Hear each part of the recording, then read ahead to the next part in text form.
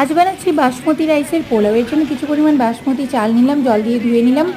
হাতের সাহায্যে ভালোভাবে পরিষ্কার করে একটা এরকম কটনের কাপড় দিয়ে আমি ভালোভাবে নিংড়ে নিলাম যাতে চালটা ঝরঝরে হয়ে যায়।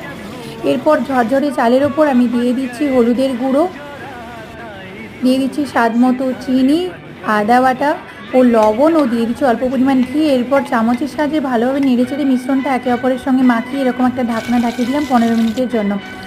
এরপর কুকার গরম করে তাতে ঘি দিয়ে দিলাম তেজপাতা, লং ও দিয়ে দিলাম কাঠ মশলা ও ড্রাই ফ্রুট হিসেবে আমি এখানে দিচ্ছি কাজু, কেননা আমার কাছে কিশমিশ ছিল না, আপনারা কিশমিশ দেবেন। এরপর মিশিয়ে রাখা সমস্ত উপকরণটা আমি দিয়ে দিলাম কুকারে, তারপর জল দিয়ে আমি ঢাকনাটা ঢাকিয়ে দিলাম। একটা সিটি দিয়েছিলাম যাতে চালটা ঝরঝরে থাকে।